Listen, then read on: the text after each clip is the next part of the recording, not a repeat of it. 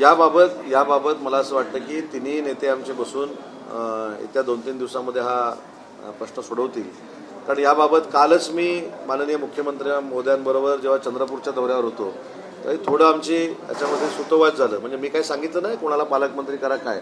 मी आता ताईने जो प्रश्न विचारला त्याच बाबतीमध्ये मी मुख्यमंत्री महोदयांना सांगितले की हा निर्णय शिंदे साहेबांनी तुम्ही आणि अजितदादांनी बसून लवकर घेणं गरजेचं आहे आणि त्याच्यावर त्यांनी सांगितलं की आम्ही लवकरात लवकर करतो. मला काल बोलले ते.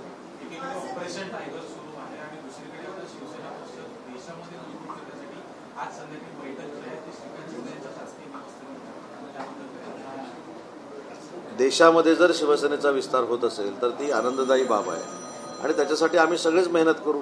आम्ही देखील मंत्री म्हणून काही राज्यांमध्ये गेलं पाहिजे. तिथे शिंदे साहेबांचा म्हणजे वंदनीय बाळासाहेबांचा विचार पोचवला पाहिजे.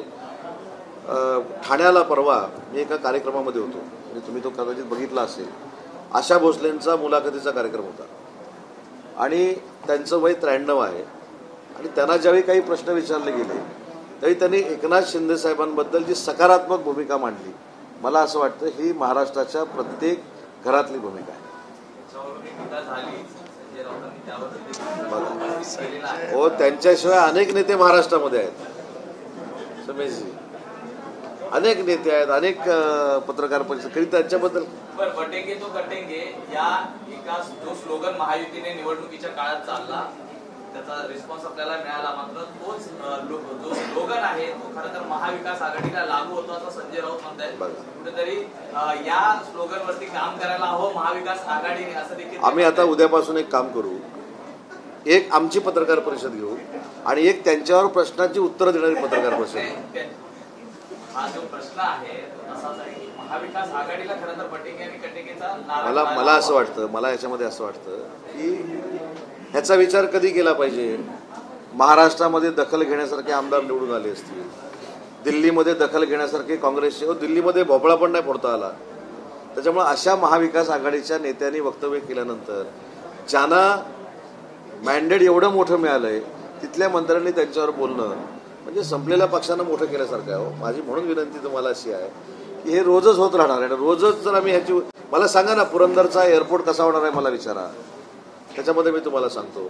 त्यानंतर काल चंद्रपूरला आम्ही जाऊन आलो तिथं आम्ही काय धाडसी निर्णय घेतला उद्योग विभागानं तो मला विचारा. त्याचं उत्तर मी तुम्हाला देतो. कारण शेवटी महाराष्ट्राच्या जनतेला विधायक कामं पाहिजेत, विकासाची कामं पाहिजेत. याच्यावर शिक्कामोर्तब विधानसभेमध्ये झालेलं असल्यामुळं या सगळ्या गोष्टी स्वतःचे पक्ष जिवंत ठेवण्यासाठी चालू आहेत. हो हा थांबा हे झालं की तुमच्याकडे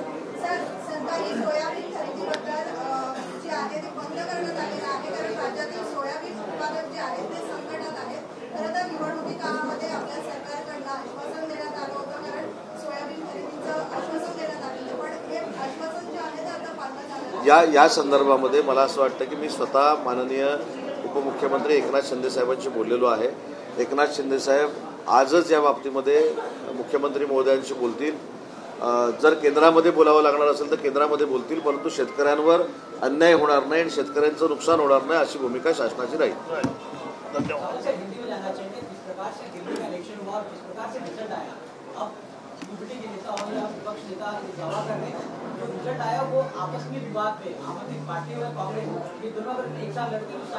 हारने के बाद कौन सा तो रीजन देना पड़ता है, बराबर है.